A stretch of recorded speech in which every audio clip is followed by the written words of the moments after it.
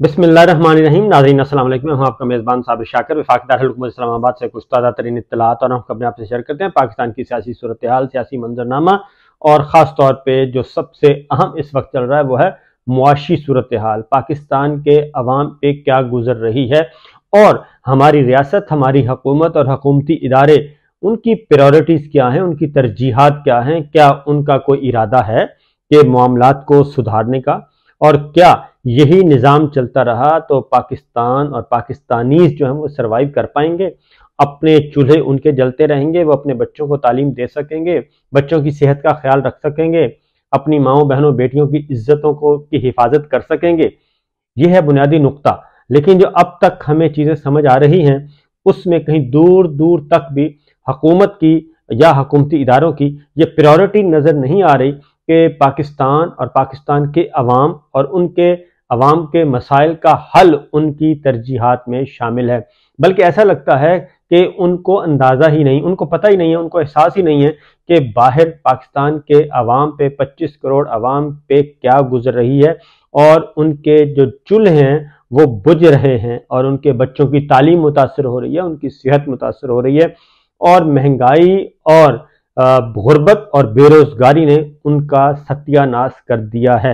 ये एहसास जो है वो हमारे हुक्मरानों को तो कम अज़ कम नहीं है, खा वो सियासी हुक्मरान है या वो गैर सियासी हुक्मरान है।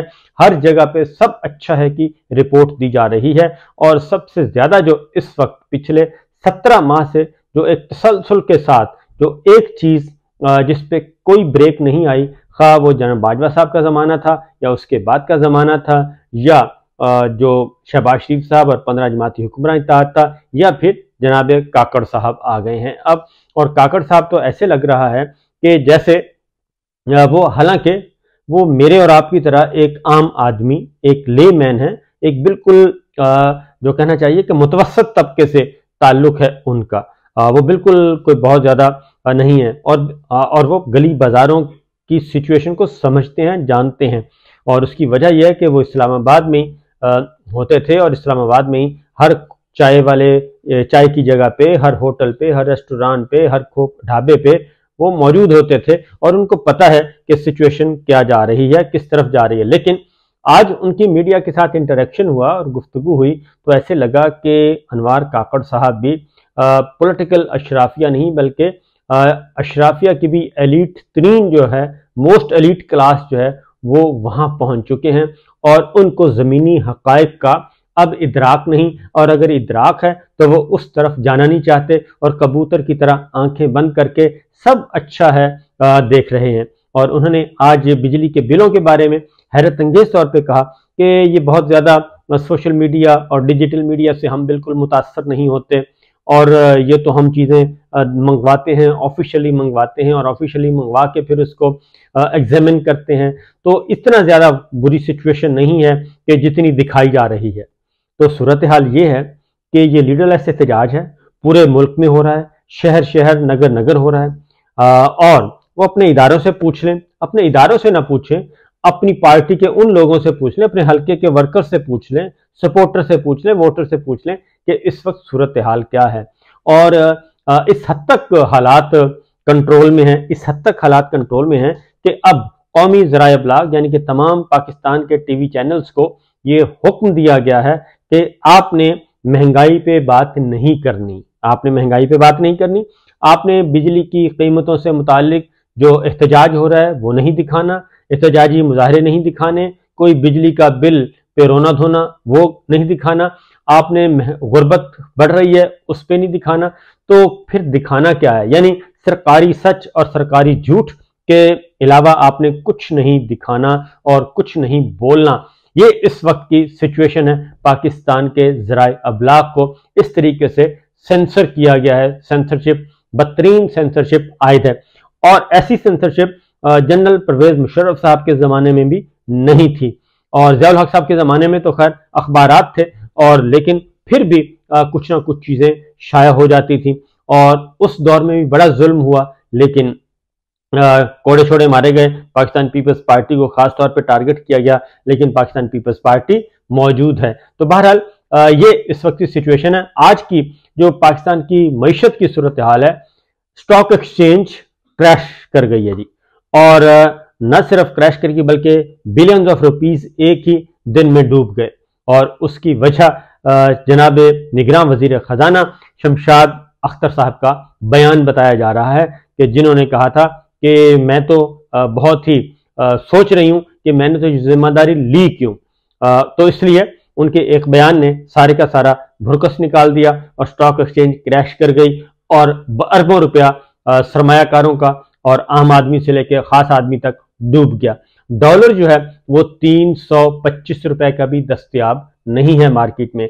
साउथ एशिया में पाकिस्तान सबसे नीचे है, जिसका रुपया सबसे ज्यादा बेकदरा हो चुका है। हम बांग्लादेश से भी पीछे हैं, हम चाइना से भी पीछे हैं, हम इंडिया से भी पीछे हैं और हम अफगानिस्तान से भी पीछे हैं। तमाम ममालिक से हम पीछे हैं और डॉलर 325 रुपए से तजावुज कर चुका है। और जो इस सारे के सारे और फिर पेट्रोलियम प्राइसेस मजीद बढ़ा दी गई हैं, बिजली की कीमतें मजीद बढ़ा दी गई हैं। और अनवार काकड़ साहब निगरान वजीर आजम ये इरशाद फरमा रहे थे आज कि जनाब ऐसा कुछ भी नहीं है और ये ज्यादा दास्ताने हैं, हम इस तरीके से सोशल मीडिया और डिजिटल मीडिया से मुतासर नहीं होते। तो जाहिर है जब आप टीवी चैनल्स पे पाबंदी लगा देंगे तो एक बात जहन में रखिएगा कि इस ज़ियाउल हक साहब के ज़माने में कोई टेलीविज़न चैनल नहीं थे, प्राइवेट मीडिया नहीं था और इसके बावजूद जो है वो 11 साल तक पाकिस्तान पीपल्स पार्टी मार खाती रही और कोई खबर भी शाया नहीं होती थी। लेकिन इसके बावजूद पाकिस्तान पीपल्स पार्टी बरकरार थी, है और रहेगी। और इसलिए मीडिया से सेंसरशिप आयद करके कुछ नहीं हो सकता। और अब तो बात यह है कि टीवी चैनल्स की तरफ तो लोग जाते ही नहीं हैं। अब तो टीवी चैनल्स की व्यूअरशिप भी बहुत ज़्यादा कम हो गई है और आवाम को पता है सोना गोल्ड जिस है जी वो 2,40,000 से तजावुज कर चुका है फी तोला। तो मामला यहाँ तक पहुंच चुके हैं और कर्जों में मुसलसल इजाफा हो रहा है। यानी आप जितने भी रेवेन्यू इकट्ठा कर रहे हैं, महसूलात इकट्ठा कर लें, तो जैसे जैसे डॉलर बढ़ता जाएगा आपके कर्जे उसी तरीके से और बढ़ते जाएंगे। तो ये है हालात वाक़यात। और इंतखाबात के हवाले से भी निगरान वजीर आजम का कहना है कि जनाब हम तो इलेक्शन कमीशन को देखेंगे, जो इलेक्शन कमीशन करेगा हम उसके अकॉर्डिंगली चलेंगे। यानी उन्होंने भी इलेक्शन 90 दिन में करवाने का उनका भी कोई इरादा नहीं है और उनको बताया गया है कि आप विराजमान हैं, विराजमान रहें और इसके अलावा आप सिर्फ आम खाएं, पेड़ गिनने की आपको जरूरत नहीं है। तो वही कुछ आज ये पहला इंटरेक्शन था अनवार काकड़ साहब का। बहुत मायूसी हुई क्योंकि हमें तवक्को थी कि वो हम जैसे ही हैं और एक आम घराने से उनका ताल्लुक है और उनको इस्लामाबाद की गली बाजारों का और बलूचिस्तान की गली बाजारों का पता है कि आम आदमी पे क्या गुजर रही है, लेकिन उन्होंने तमाम चीज़ों से आंखें बंद की। बहरहाल दूसरी जानिब एक और खबर आई है और वो भी इमरान खान साहब के हक में एक अहम तरीन गवाही, और वो गवाही है जनाब ताहिर अशरफी साहब की।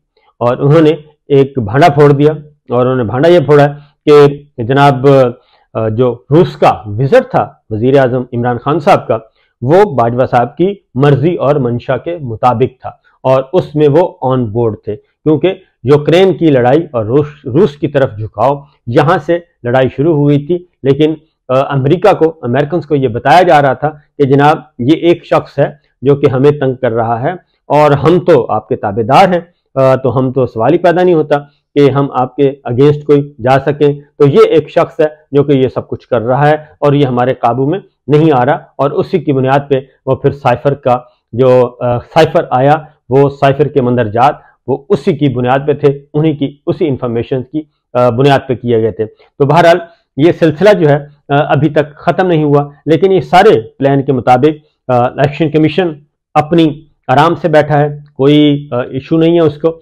और फिर चेयरमैन नादरा जो है वहाँ के लिए भी एक हाजिर सर्विस जो है मिलिट्री ऑफिशियल को अपॉइंट करने की बात हुई है और वो भी उन्होंने कहा कि बहुत ही हसास मामला है। तो नादरा जो है उसका बहुत ज़्यादा इम्पोर्टेंट रोल होता है इलेक्शन मैटर्स में। और एक बात, दूसरी बात यह है अगले इलेक्शन में, क्योंकि इंतखाबी फहरिस्तों का नादरा के डाटाबेस से बहुत ज़्यादा गहरा ताल्लुक होता है और इसलिए भी ये सवालात अब उठेंगे। मेरा ख्याल है कि ऐसा नहीं होना चाहिए। बहरहाल ये तो आला हुक्काम का मर्जी है कि वो क्या करते हैं और क्या नहीं करते। तो सिचुएशन इस वक्त बड़ी दिलचस्प है। सुप्रीम कोर्ट ऑफ पाकिस्तान में आज उम्मीदों पर पानी फिर गया जब इलेक्शन कमीशन ऑफ पाकिस्तान की नजरसानी की जो दरख्वास्त थी वो गई है, और नजरसानी की दरख्वास्त के नतीजे में जो रिजल्ट निकला है वो बड़ा ही खौफनाक और ख़तरनाक है, क्योंकि सुप्रीम कोर्ट ऑफ पाकिस्तान ने जो 14 मई का हुक्म दिया था इलेक्शन करवाने का, और उसमें बुनियादी नुक्ता क्या था? उसमें बुनियादी नुक्ता यह था कि 90 दिन के अंदर अंदर इलेक्शन करवाना आइन की मंशा है या नहीं है। सुप्रीम कोर्ट ने उसे आइन की मंशा करार दिया था, और 90 दिन से एक दिन भी आप ऊपर नहीं जा सकते, और बगैर किसी बहुत ज्यादा ठोस वजूहात के, लेकिन उसके लिए भी आपने रुजू करना है। लिहाजा 90 दिन के अंदर इंतखाबात नहीं हुए, 14 मई का हुक्म मौजूद है, सुप्रीम कोर्ट का मौजूद है, तो नजरसानी की दरख्वास्त दायर की गई थी। तो आज वो नजरसानी की दरख्वास्त जो है वो हो गई है खारिज, और वो खारिज भी एक ही हियरिंग में हुई, क्योंकि इलेक्शन कमीशन के वकील जो सोच कर आए थे उनको उनकी उम्मीदों के बरक्स जो है उनको रिस्पॉन्स मिला, और टू दी पॉइंट बात की गई, लेकिन तकरीबन उनको एग्जास्ट किया गया, उनकी पूरी बातें सुनी गई, उनको कहा गया कि आप बताएं, मुतमईन करें, लेकिन वो मुतमईन नहीं कर सके, और ये तह पाया है कि इलेक्शन 90 दिन से ऊपर नहीं जा सकते, और इलेक्शन कमीशन के पास तारीख बदलने का कोई इख्तियार नहीं है कि वो इलेक्शन की दी हुई तारीख सदर ममलिकत ने तारीख दी थी और इलेक्शन कमीशन ने उस पर नहीं करवाए थे। फिर उसमें कहा गया था कि हमें सिक्योरिटी और खजाना पैसा दस्तयाब नहीं है, वो होए तो हम करवा सकते हैं। तो अब तो वो भी एतराज खत्म हो गया था, लेकिन असल मसला ये है कि इलेक्शन ना उस वक्त करवाने थे ना अब करवाने का इरादा है, क्योंकि प्रोजेक्ट कुछ और है, प्लान कुछ और है। 90 दिन तो क्या अगले जो हैं 3 साल तक भी इलेक्शन का प्लान नहीं है। लेकिन आज के सुप्रीम कोर्ट के फैसले के बाद एक नई विंडो जो है वो खुली है, एक उम्मीद की नई किरण पैदा हुई है, और अब दोबारा जाया जाएगा सुप्रीम कोर्ट से रिव्यू किया जाएगा तौहीन अदालत की कार्रवाई, और फिर इलेक्शन 90 दिन के अंदर, क्योंकि वो सारे सवालों का जवाब आज नजरसानी की दरखास्त खारिज होने के बाद मिल गया है, क्योंकि प्रेसिडेंट ऑफ पाकिस्तान ने इलेक्शन कमीशन को, चीफ इलेक्शन कमिश्नर को बुलाया, आके तारीख की बात करें इलेक्शन की, लेकिन चीफ इलेक्शन कमिश्नर ने जाना मुनासिब नहीं समझा और खत में ही जवाब दे दिया। उसके बाद वजारत कानून से पूछा गया, सदर ममलिकत ने पूछा, तो वजारत कानून ने भी कहा कि ये इलेक्शन कमीशन की तारीख देना इलेक्शन कमीशन का काम है, हमारा नहीं, सदर ममलिकत का नहीं है।